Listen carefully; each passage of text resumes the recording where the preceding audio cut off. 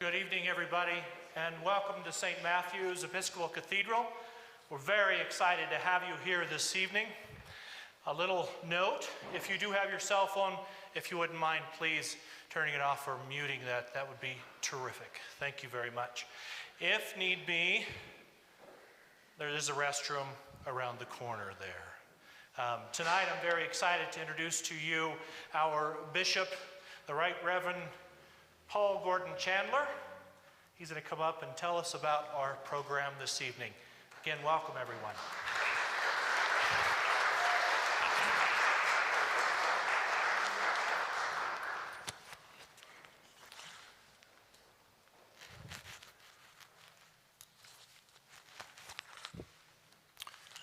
Good evening and welcome. Can you hear me okay? You can, okay.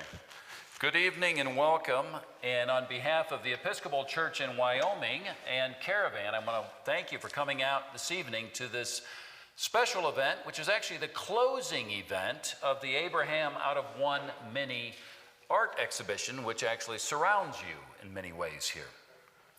At the outset, I want to express our gratitude to St. Matthew's Cathedral, and specifically to Dean Brian Gross, who you just heard a minute ago, for welcoming us and hosting this exhibition in this very special sacred place. I also want to thank our partners for this Abraham Out of One mini initiative here in Laramie. They are the Wyoming Humanities Council. Sean, can you just raise your hand? He's our the new executive director. Everybody in the state should know Sean. And then Wyoming Interfaith Network. Jordan, where are you? Let's see. Can you stand? Yes, we have the director of the... And then I also want to thank especially, the reason that all this was able to even happen is the sponsor was the Foundation for the Episcopal Diocese of Wyoming. And our director is here. Press, Stevens, you want to raise your hand? None of them knew I'm highlighting them tonight, but we're very grateful for their sponsorship of this special initiative that's actually taking place throughout the state.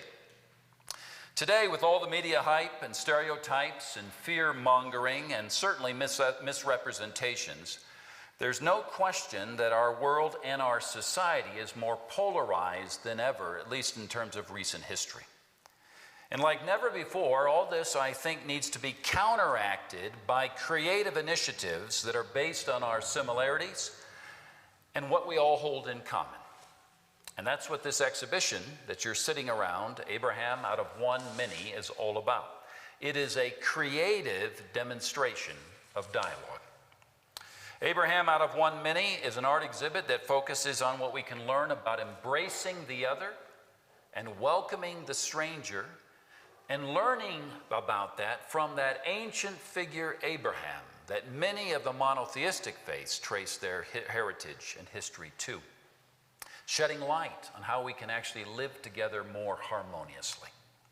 And to illustrate that, for this exhibit, 3 celebrated Middle Eastern visual artists, contemporary artists, from the faith traditions of Islam, Christianity, and Judaism, came together to produce artwork, paintings with messages about creating cultures of peace and of harmony and of justice and of healing, regardless of whatever cultural, religious, or ethnic background one comes from. And so this exhibit actually is touring the state. It was in Rock Springs, it's open there, and it was at the Western Wyoming Community College, the art gallery there. It's been here for 2 weeks. This is the closing night. It moves next to Lander, the Fremont County Pioneer Museum, and it will be there from the 14th of May through the 28th, in case you'd like to visit it there. And just like here, there will be a whole array of other associated programming around it, where the art's the catalyst for various events to seek to address this idea of welcoming the stranger and embracing the other.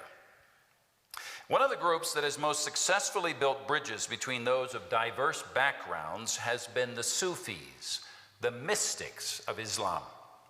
And like the mystics in other faiths, such as in Christianity or Judaism, Sufis have focused on a fresh approach toward oneness with the divine, with the transcendent, and with everything that exists in our world. In other words, all creation. Sufism is beautifully known for its flexibility and its wide variety. And Sufis like Al-Khalaj and Zahrawardi and Ibn Arabi, Hafiz, and of course many know Jalaluddin Rumi, the great Sufi poet, have tried to help people see God and each other with fresh eyes, from which all traditions have much to learn. And most importantly, for the message actually of this exhibition, Sufism has shown us the critical importance of fully embracing all people, regardless of their background. As Rumi said so beautifully, I profess the religion of love. Love is my religion and my faith. And with this focus on the transcendent as really unifying all peoples, Sufis put a tremendous amount of emphasis on music, which of course is that universal language that has the ability to heal the differences that divide. And because of music's transcendent quality, it takes us all, if you will, to kind of new, safe spaces to encounter those different than ourselves. Echoing the words of Rumi when he wrote, out beyond the ideas of wrongdoing and right doing, there is a field, and I will meet you there. Tonight we are honored to have with us Amir Vahab. Amir Vahab has been described by the New York Times as an ambassador for a silenced music. Originally from Iran, Amir Vahab is one of the most celebrated Middle Eastern musicians in North America, with a special focus on Sufi and Middle Eastern folk music. Additionally, as you will see, he has been honored as a peacemaker. It's a real honor for us to have him with us this evening, as well as Gail and Yvette, who are part of the Ensemble, and they've come to us all from New York. Thankfully, they were able to make it. Their flight was delayed, so they would have missed their flight to Laramie, and so we had to go and go down and pick them up in Denver. As we welcome Amir Vahab and his ensemble, I leave you with the words of that profound 14th century Persian Sufi poet and mystic Hafiz. The heart is a 1,000-stringed instrument that can only be tuned with love. Would you please welcome with me Amir Vahab.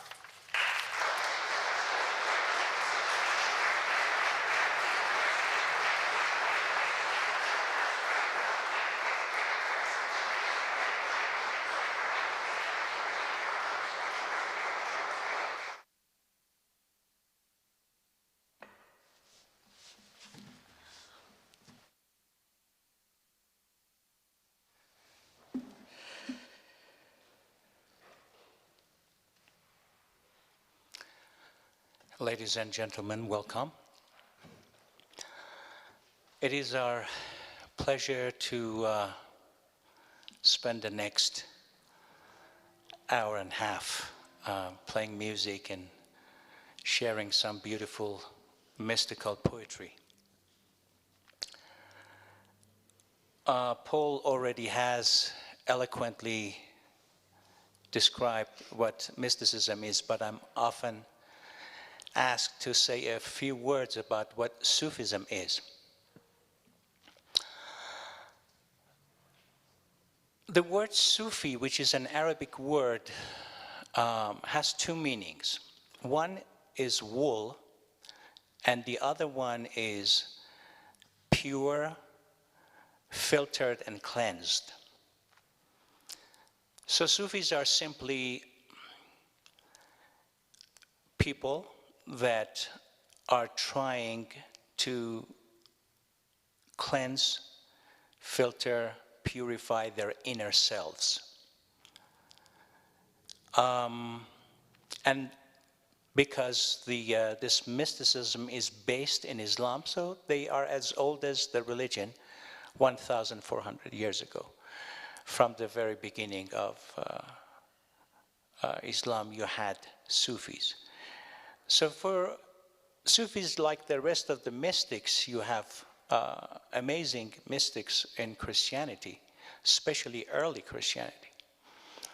You will see that they basically are saying the same thing.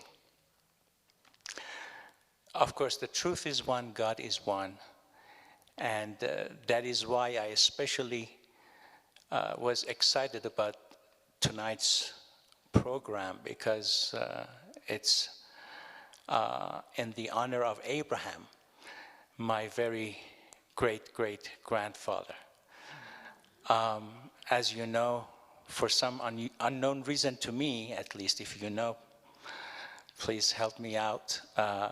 For all the prophets that we know, they're all from Middle East.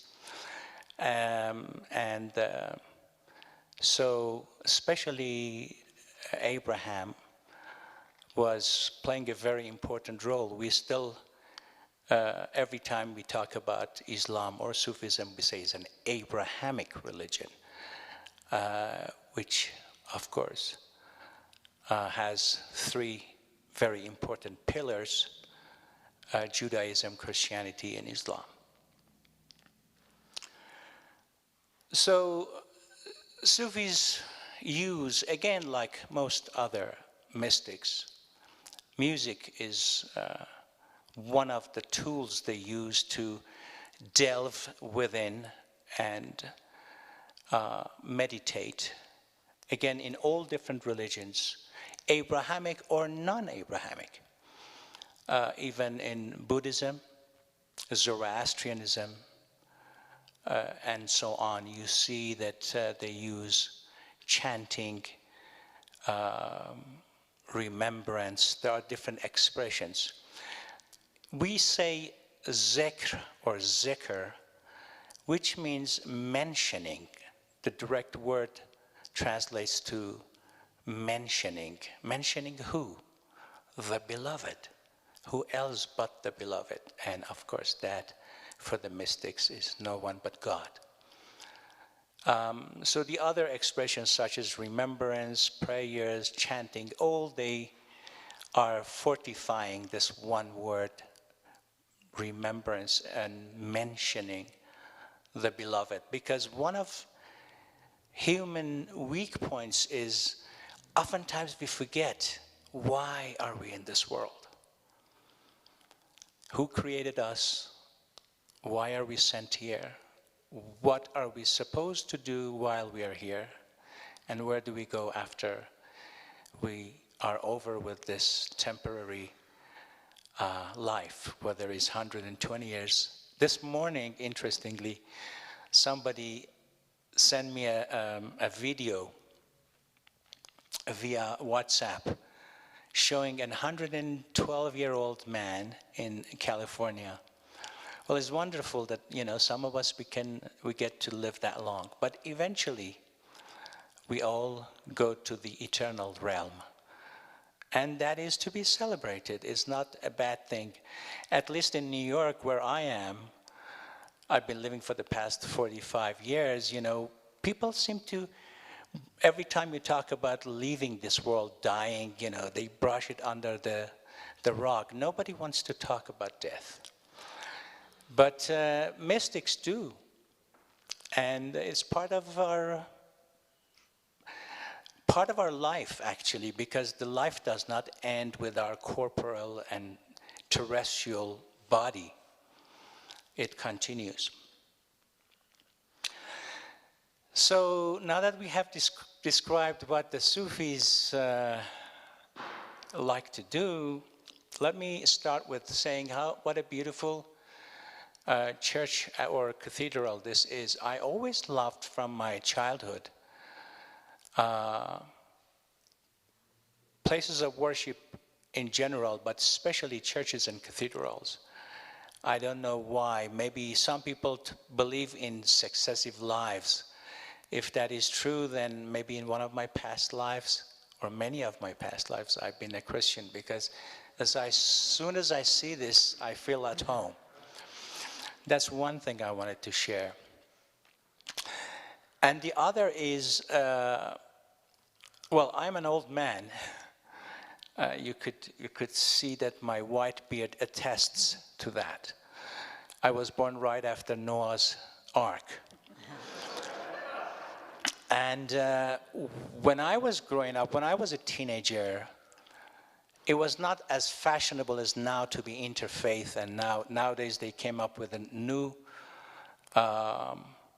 expression, multi-face, which is nice.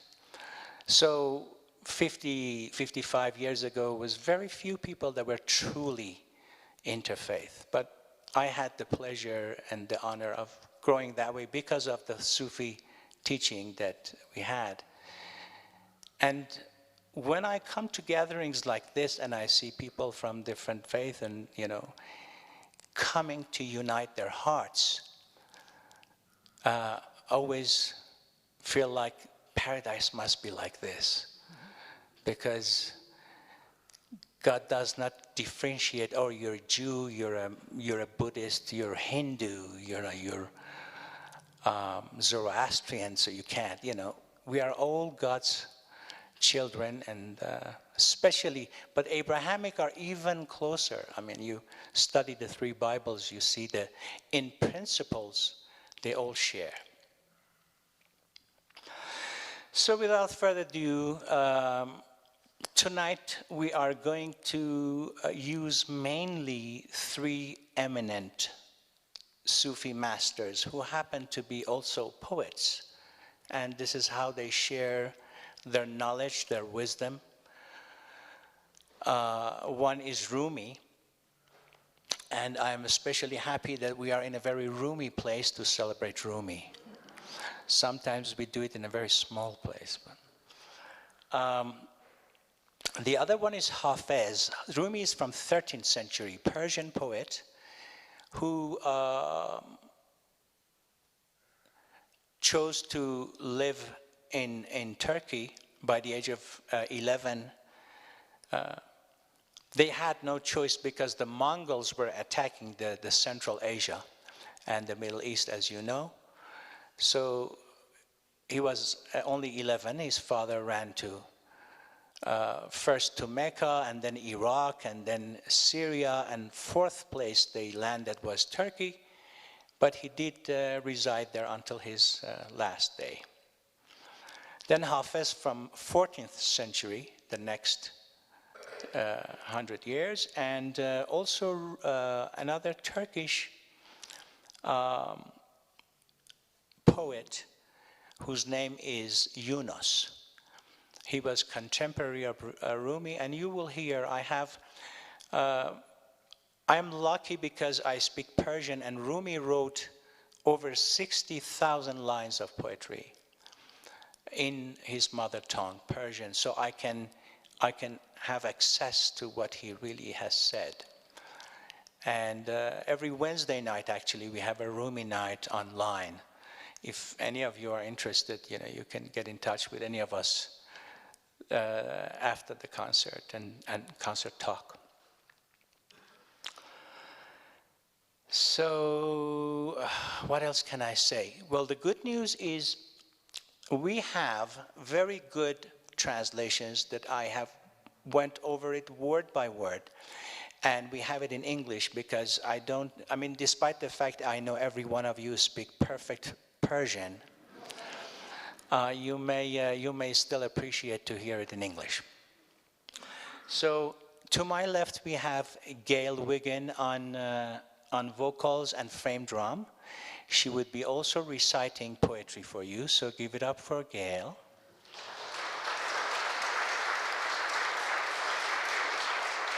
To my right, we have Yvette Gugas on vocals and frame drum. Also, she would be reciting this beautiful poetry for you in English.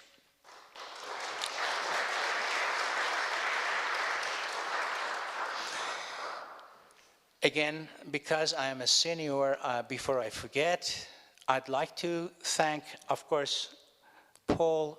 Again, in New York, we just refer to each other with the first name. I don't mean any disrespect, so please do feel my deep respect and appreciation for Paul, who has invited us gracefully to be with you. So thank you for Paul.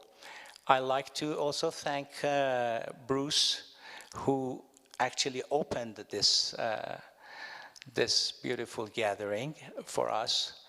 And not the last, not the least, but the last is our sound engineer up there. So give it up for our sound engineer.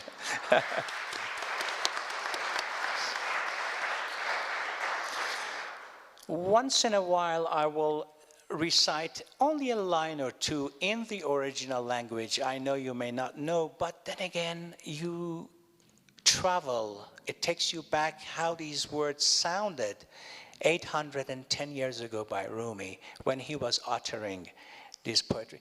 In the West, we say writing poetry because most poets, they sit there and they write. In Persian, we say uttering poetry because it just comes out of them. Rumi was, as you know, he has over 60,000 lines of poetry, none of which was written when he was behind the desk and, pen and pencil and paper. While he was praying and chanting and whirling, these poems were one after the other oozing out of him like a volcano. And his older son was writing it. Of course, on those days we didn't have tape recorders, but he tried as fast as he could to write as his father was, while he was intoxicated with the divine love, to write these, not to lose them. So without further ado, I'll sing them in the original language, and we will stop to share with you the translations of some of these.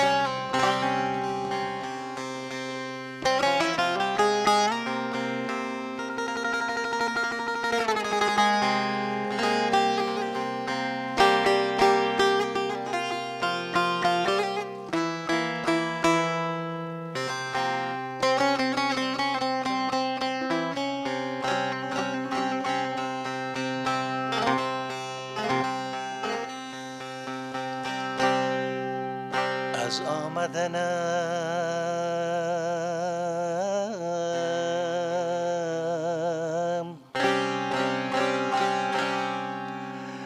نبود گردون را سو و از آمدن و رفتنم از بهر چه بود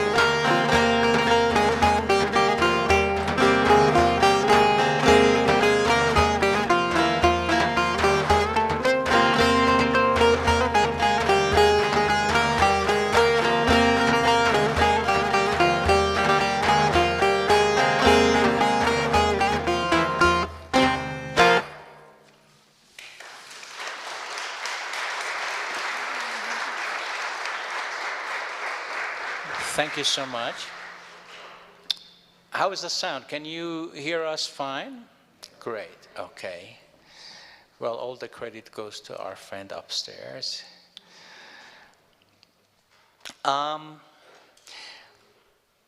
If some of you, because sometimes the theme's going to get picked up and the rhythm's going to be faster and faster, so I'm giving you a heads up. And lots of time after the program is finished, people come to me and say, "Oh my God, the music was so nice. I felt like dancing, but I thought, you know, maybe that's a disrespect." So it's by no stretch of imagination is disrespect. If I actually looked earlier on, there are 2 rows at the very side. If you feel like, you know, if the music gives you that inspiration, feel free to fill up those 2 sides. I don't know, I didn't ask if it's okay with the church and cathedral, but if it is okay, it's certainly okay with us. God is to be celebrated, not to be mourned. And our unity is certainly to be celebrated. So feel free to do so. As I promised, we're going to now share some of these beautiful poets and poetry with you in English, so you get the feel. This is Rumi. What is praised is one, so the praise is one too. Many jugs being poured into a huge basin. All religions, all this singing, one song. The differences are just illusion and vanity. Sunlight looks slightly different on this wall than it does on that wall, and a lot different on this other one, but it is still one light. We have borrowed these clothes, these time and space personalities from a light, and when we praise, we pour them back in. Thank you so much.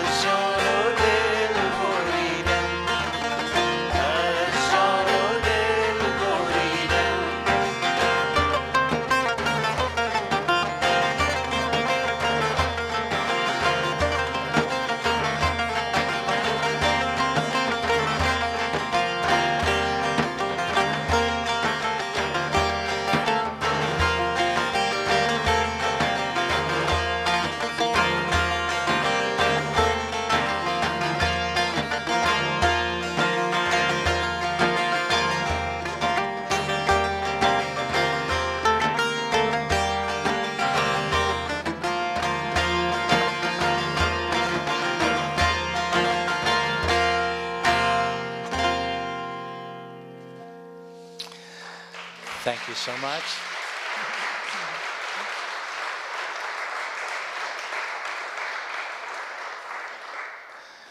This place has natural reverb, so that we don't need. Except it's sometimes hard to hear ourselves because the sound goes back and comes back to us. By the time it reaches you, you know, is, how can I say? The musicians know what I'm talking about. How many musicians do we have amongst the crowd? Okay, well, that's plenty. What about the others? How many singers? How many singers think that you are not a musician? Hands up, this is important. Well, yeah, I have news for you. If you sing, you are a musician. And your vocal cords are the cords of your instrument. You are actually the most beautiful instrument ever made on earth by God directly.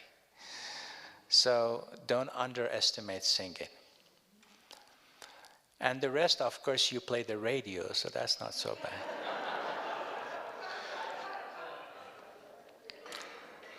So, again, as I promised, let's have Yvette share a beautiful poem with you. You know, Paul, as you get older, then everybody seems like your children and your grandchildren. You feel like just joking with them. So forgive me if I'm not too serious. So.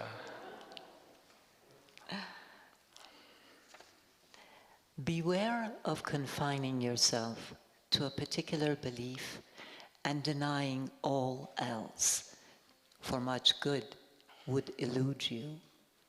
Indeed, the knowledge of reality would elude you.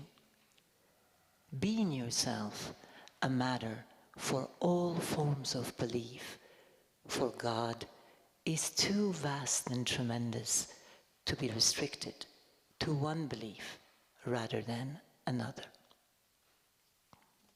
Thank you so much. Sure. So here is one of Rumi's poem in Persian. So I'll read it to you in the original language, how it sounded. So fasten your seatbelts. I am taking you back to 810 years ago to the presence of Rumi. If you listen to him, that's how it would sound. Sultan mani, Sultan mani, andar dil u jan iman mani, ham mehr mani, ham mah mani, ham la'l mani, ham khan mani, باغ و چمن و فردوس منی، سرو سمن و خندان منی.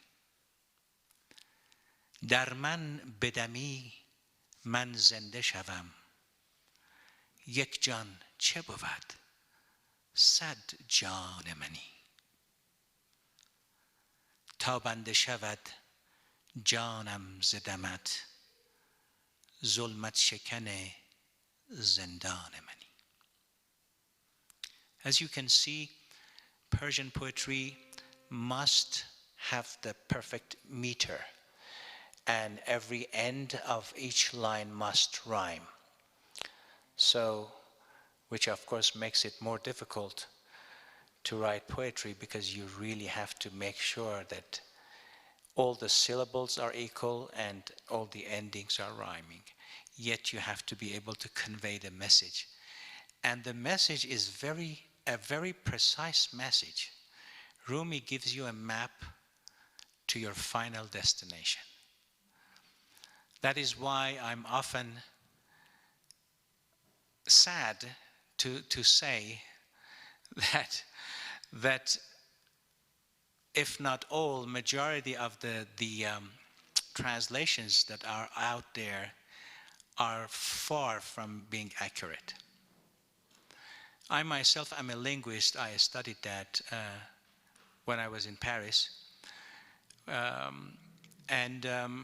the first thing you need is to have the perfect command of the language that you translating, and of course perfect command of the second language into which you translate. So, well, the second is not a problem. Those who translate it into French or German or English, their French and German and English is pretty good. The problem is they don't understand the Persian. And I tell you, as someone who is Persian, who spoke this language my entire life, 64 years, and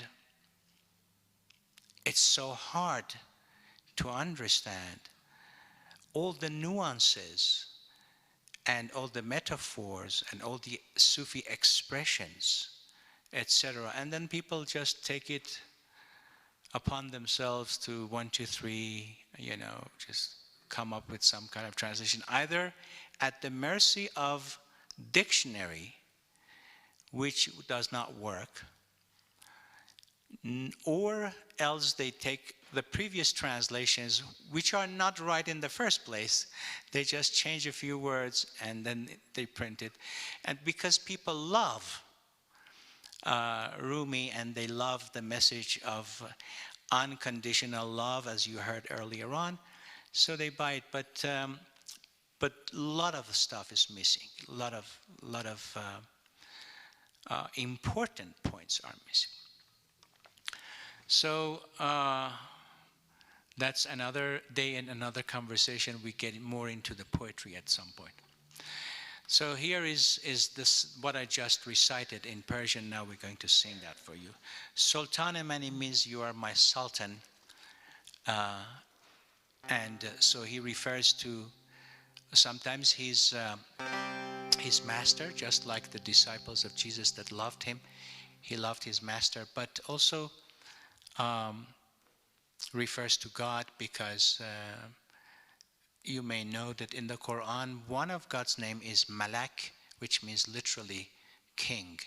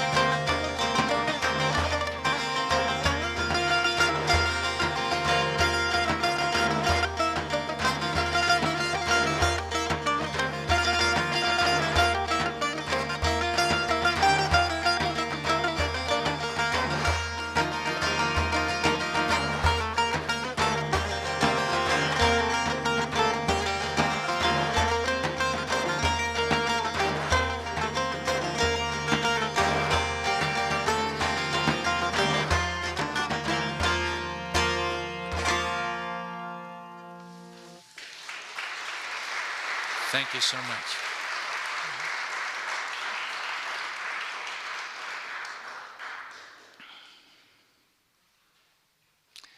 Gail, would you like to share another one? Whose is this from?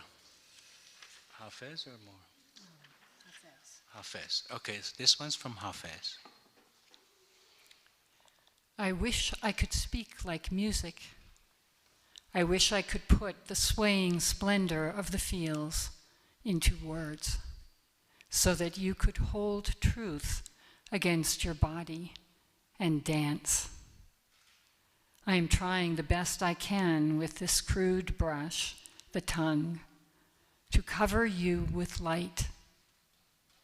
I wish I could speak like divine music. I want to give you the sublime rhythms of this earth and the sky's limbs as they joyously spin and surrender.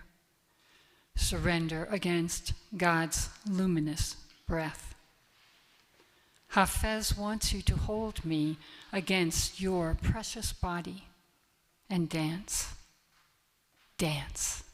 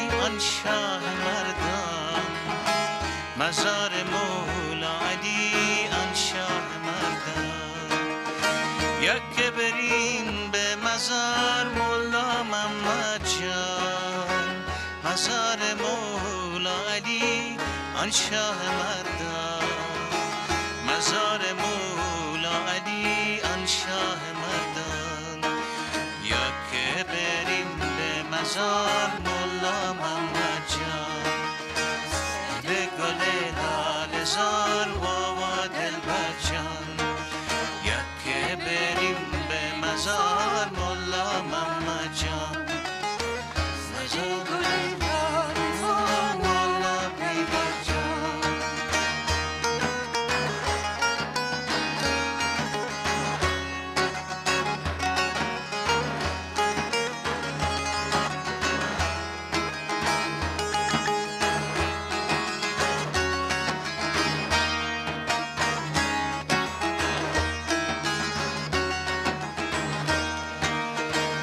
علی شیر خدا یا شاه مردان به هر جا عاشق است دردش دوا کن به هر جا عاشق است دردش دوا کن چراغ آسمان نظر دل تو مناجات مرا پیش خدا کن مناجات مرا پیش خدا کن یک بریم به مزار مولا محمد جان سید گل لاله زار و دلبر جان یک بریم به مزار مولا محمد جان مزار مولا علی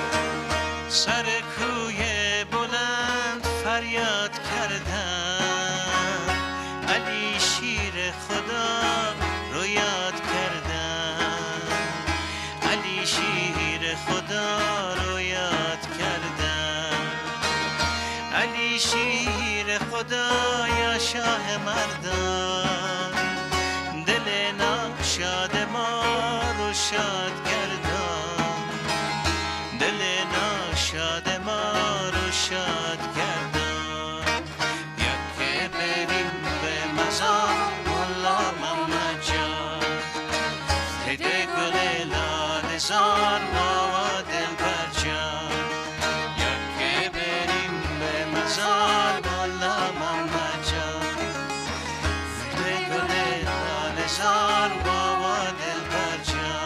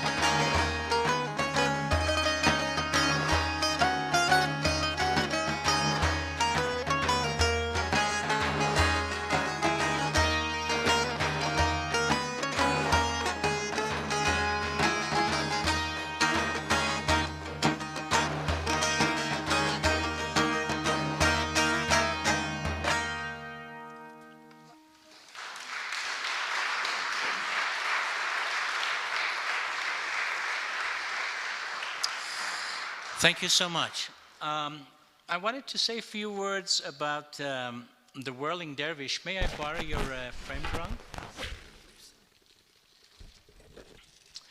How many of you have seen this this kind of dance? Well, more than I thought. Okay.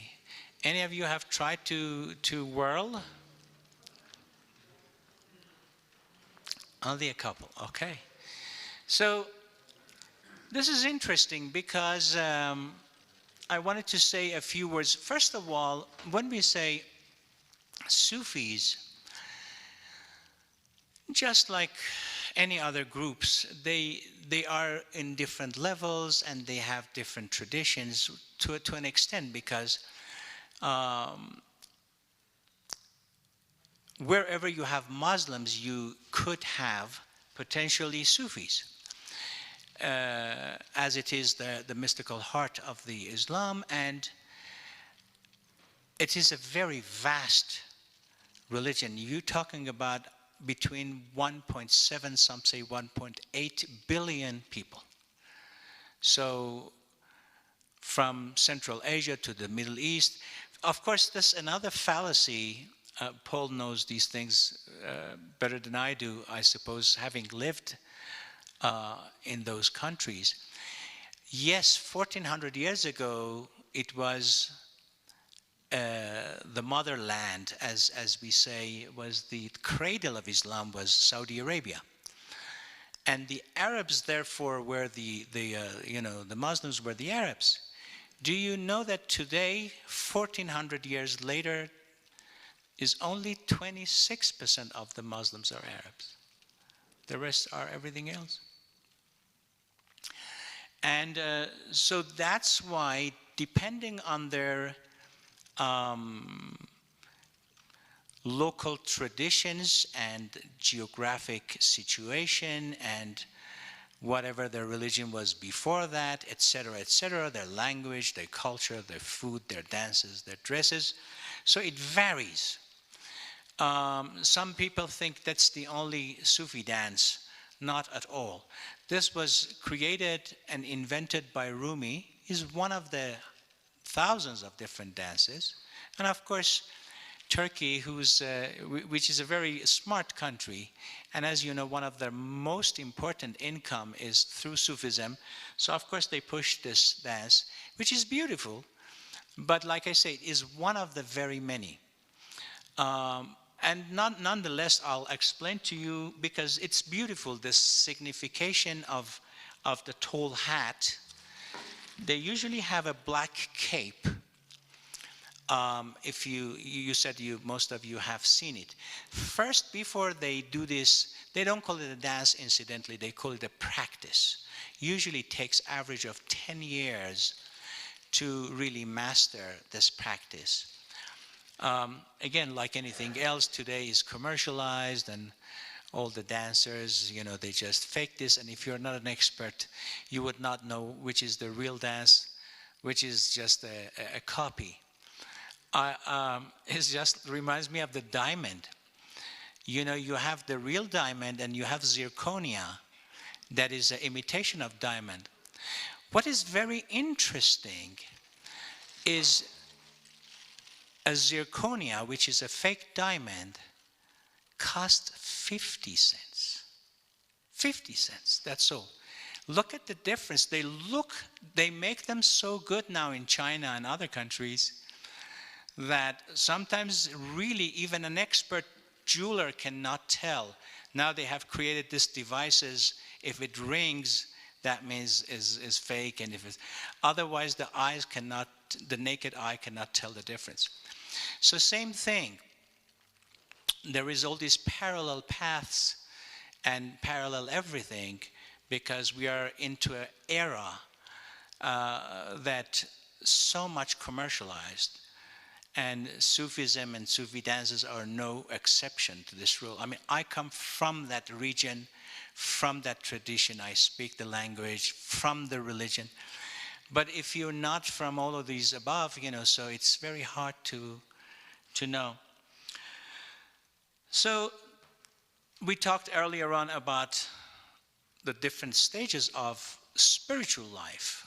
One of them is to leave this terrestrial body and continue in a different format.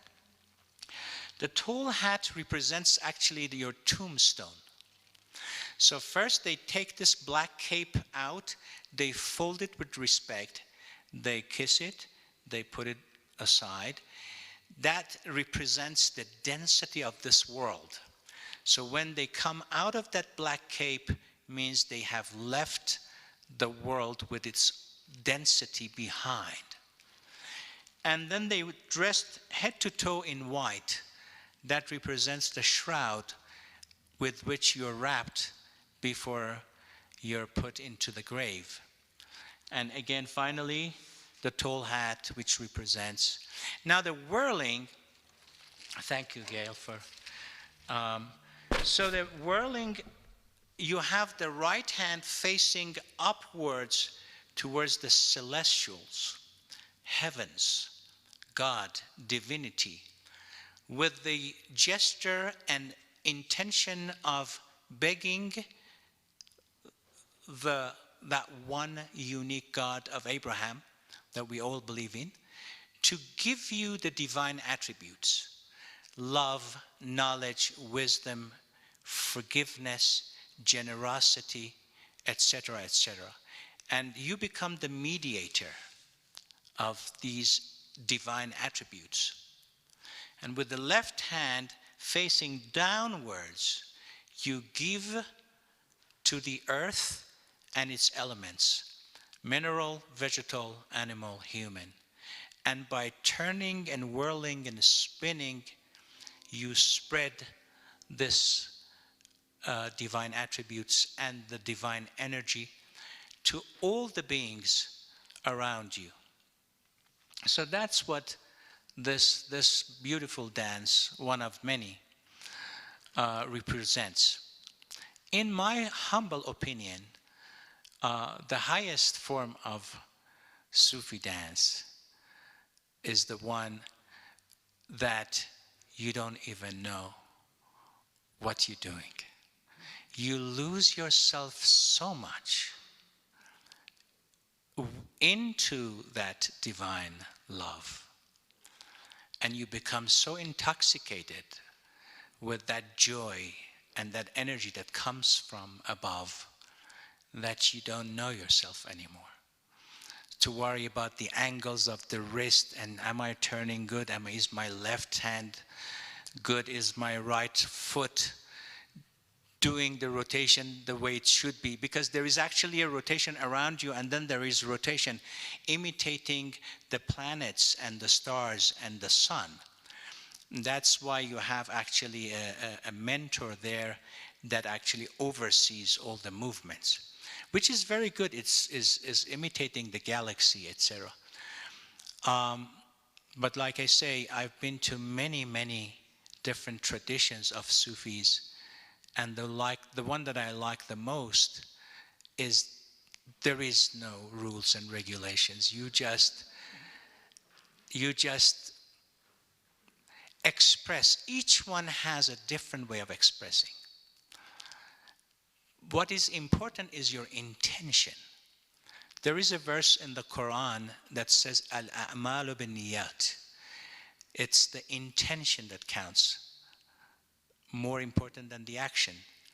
So your heart, deep in your heart, you are dancing for the one up there, not to impress someone out there that's watching. You know, sometimes I see these dances are done, and you might have seen they do their heads like that, and they do the body thing in the shoulder, and they add the elbows, and sometimes they come to me, how did I do? I said, well, this is not how it's supposed to be. It says, but the audience get bored. How much can they watch? I said, the audience does not exist when you dance for God. You're dancing for God. No one is there. It's just you and the divine. So, well, that's the unfortunate era of commercialization. Everything is based on materialism, and so it affects and contaminates and deviates many things. And this is nothing new. You read and you see how things change, going back to the time of Jesus. So incidentally, in practically all the Sufi mystics are very deeply in love with Jesus. You see Jesus all over Rumi's poetry, Hafiz's poetry, Yunus's poetry, and everyone else that we're not mentioning. You may not be as familiar with their names.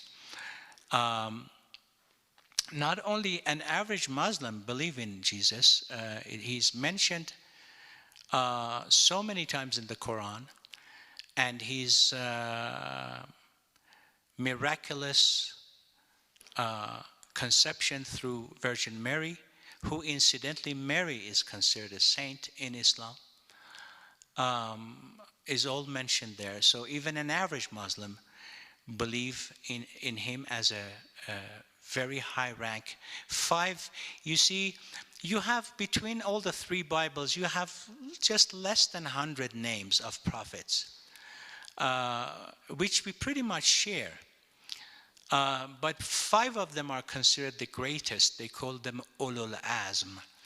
And Jesus is one of them, the greatest prophet ever appeared.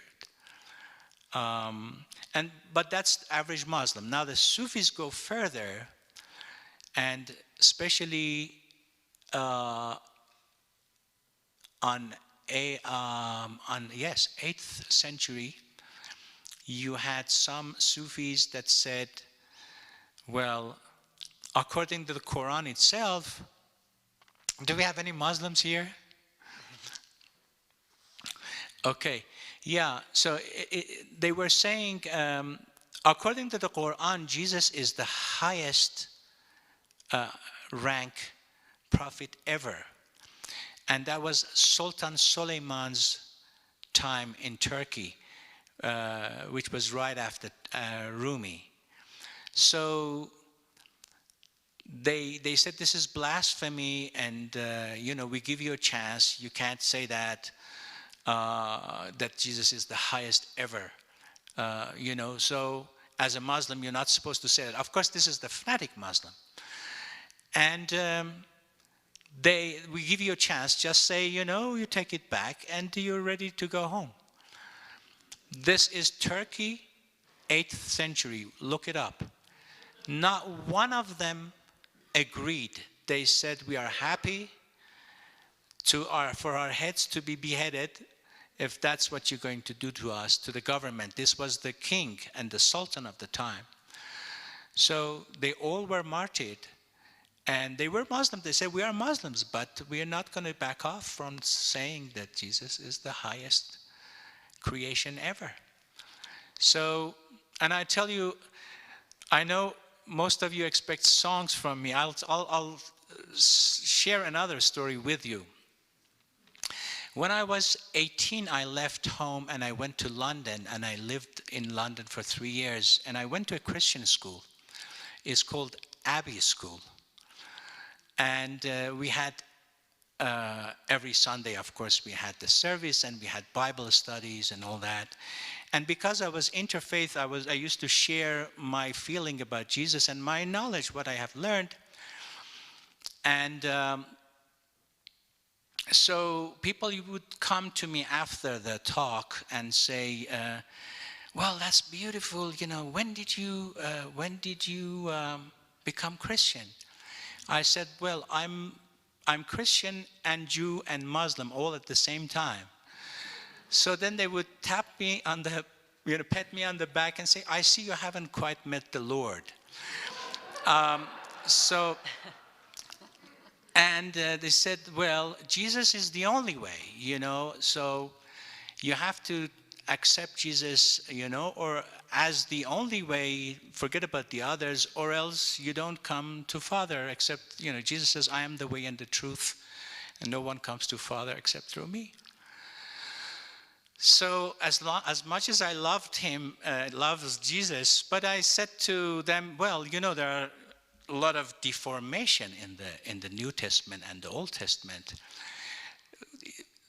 None of them, the Bible was not written, some say 60 years after Jesus, some say more, some say less.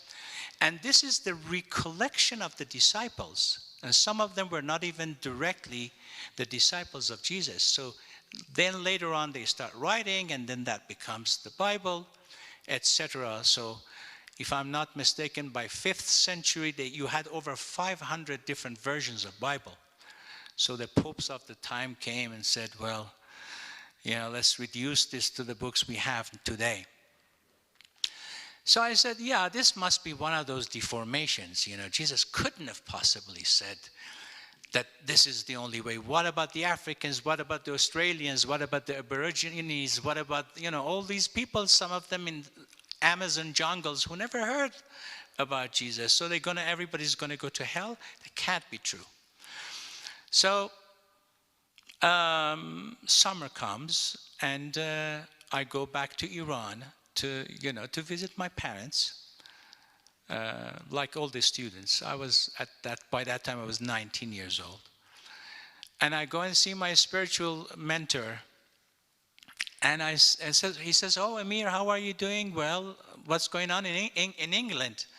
I say, well, I go to this Christian school, actually, and this is one of the things they said that, is Jesus or that's it. You cannot really reach the truth. And I told them that this cannot be true and it's probably deformed. So you're never going to guess what my teacher said. He said, Amir, actually that part is not deformed. That part is true. I was shocked. I said, how could this be true? He says, you don't have to know Jesus. Because I said, what about, the same thing. What about people that live further in this way and that way, or, before Jesus, after Jesus? What about all the souls? He said, there is a place in the spiritual world that is called the city of religion. And Jesus is the gate to that city. So that being who resided inside the body of Jesus, and he said, you would know him when you see him. So you can be a Muslim, there's nothing wrong, but you could be Zoroastrian, you could be Buddhist, no matter what your religion is, even if you're atheist. When you get to that place, you will see him and you recognize him. And you need to go through that gate, and that gate is the very essence of Jesus. So this is the teaching with which we brought up. I really didn't expect to hear that, but that was very interesting. I mean, it's very scientific, and he himself is incidentally a surgeon, but he teaches people for free all his life. So yeah, so much for the story of Jesus' rank, how beautiful and how eminent he is. So, and incidentally, the same people tell you that Mary is also, for this group of Sufis, it's just as important.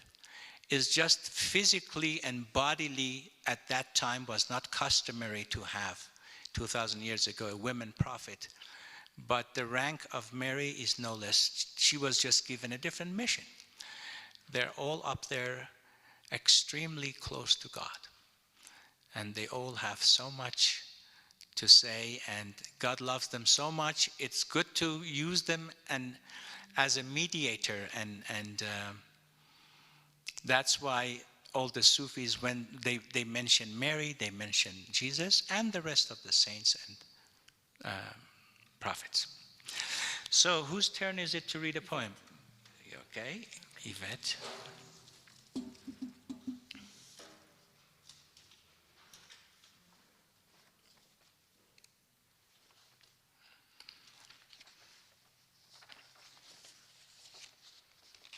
It's actually the name. Mm-hmm. Shall I keep the name for later? Yes, please. Yvette is going to read a poem about the reed flute. Now, before she reads what Rumi said about the reed flute, I like to say a few words about it as more as a musician. Reed flute is just a cylinder, does not have any mouthpiece like like like clarinet has, or the flute has, is just a cylinder, and when you blow on it, it does not make any sound. You see each end? It's very difficult to make a sound out of reed. Usually it takes 6 months to make the first sound, and that's why there are very few reed flute players in the world. And then it takes about another 10 years to master it. But it goes very, very, it goes back thousands of years ago. It's not a man-made instrument. This is made by nature. Of course, who made the nature? God. As a believer, we believe that God made the nature. So this was just a piece of reed flute broken. And one day someone was passing and hears this funny but beautiful sound from the forest, different than the sound he usually would hear. And he follows the sound and follows and follows, and going up and down the hills and trees and rivers, finally finds this on the floor or in the jungle, and the wind was blowing in the right angle of this diameter and makes the sound. Some people make the sound with the bottle, if you've noticed the top, tip of the bottle. So, and he picks it up and he brings it home, and from there it develops. So this happened millennia ago. Already in the Old Testament is mentioned that King David, one of the instruments he played amongst many. He was not only a multi-instrumentalist, but also a creator of many musical instruments, such as the David's harp that is named after him. So he played this, and again, David is mentioned in the Quran many times, and his neigh was miraculous, as many other miracles he had. It is said that before his meetings with neighboring countries, kings and sultans, he would play music and kind of like intoxicate them with that divine love, and then he would negotiate, and he was always successful. So maybe we should suggest that to our government to spread more music. So so the Persian neigh is modeled after King David's neigh. It has 7 joints and also has 7 sound holes. 7 is said to be a divine number, 7 archangels, 7 days of creation. Help me out. 7 colors of the rainbow, 7 notes to music. Somebody said 7-Eleven back there. So the list goes on. That was a joke, Paula, forgive me. So this instrument, it's said to have the highest healing power. So in the ancient Persia, they used to cure some of the illnesses that were otherwise not curable. I do understand you have one of the most advanced cancer center in Denver. I was educated by, incidentally, it's time to appreciate and give applause to Jessica, who took us from the airplane, saved us, brought us here, and organized all our movements within your city. Give it up for Jessica. So, yes, and so they used to do this for and now where I live in New York City, my home is next door to Mount Sinai Hospital, where they also are going back to music therapy. So music therapy is becoming very, very important these days in the hospitals. And New York University started teaching now, sound therapy and all that. Of course, again, my humble opinion is we have lost a great deal of the ancient knowledge and achievement. But that doesn't mean we're never going to learn it. There's always a start. Again, those with the good intention, godly intention, who really seek to learn it, they will get inspired. But let's hear a little bit of a nay. Let's have also Yvette's reading of Rumi's opinion on the nay. Listen to the reed that is complaining and narrating the story of separation.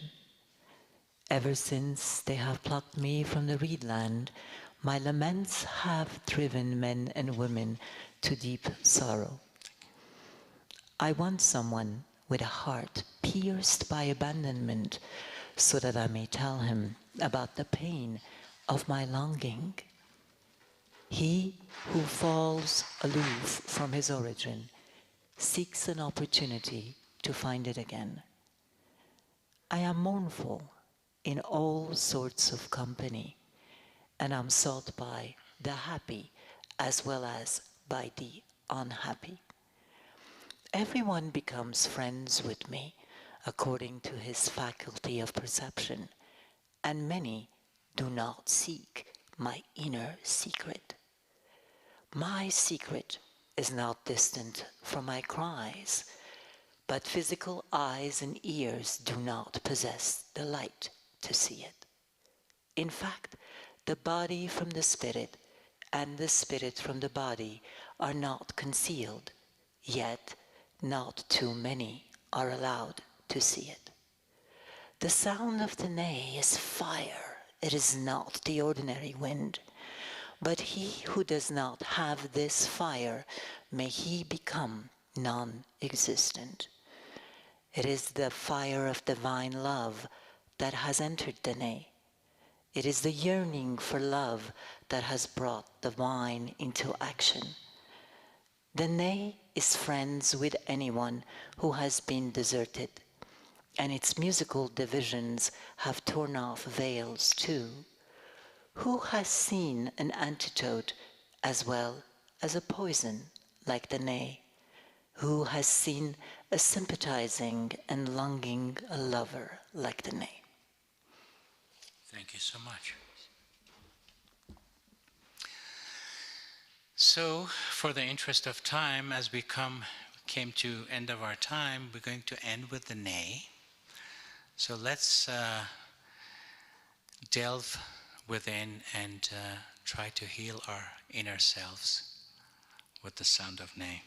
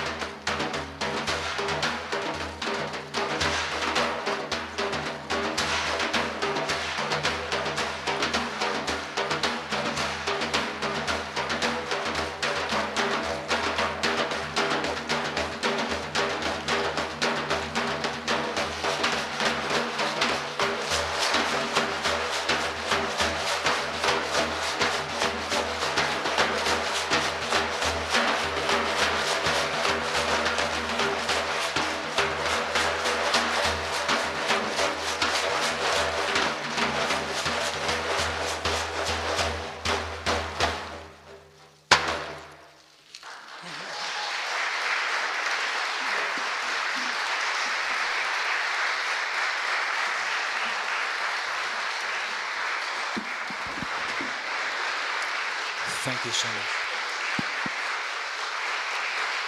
Thank you so much. Again, once again, I'd like to thank each and every one of you. Without you, this would not have been possible. And thank you for sending all this energy to us. The Sufi gatherings are all about collective prayers. Is important to. That's why all the houses of worship are built. You know, praying alone, meditating alone, chanting alone is wonderful, but it is never going to have the same effect of groups. That is why it's so encouraged in every religion, every faith, to get together with unified hearts and do the collective prayers. So thanks for coming out. And once again, we thank our host, Paul, for bringing us together. So give it up for Paul.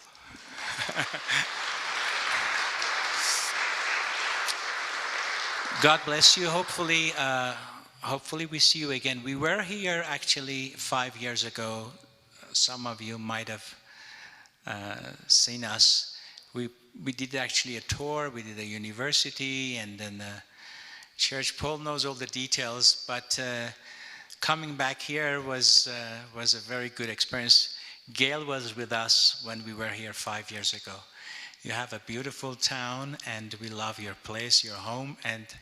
But this is the first time in this location, and it's very beautiful.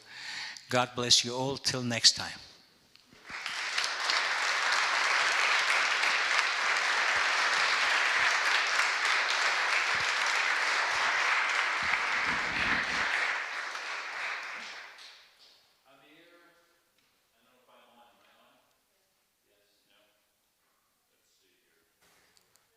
I'm on? Okay.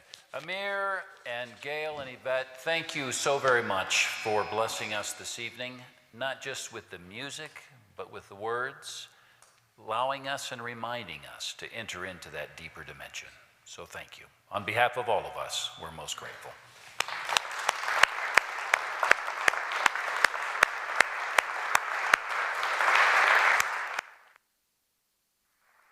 And thank you for coming this evening as well. Go in peace.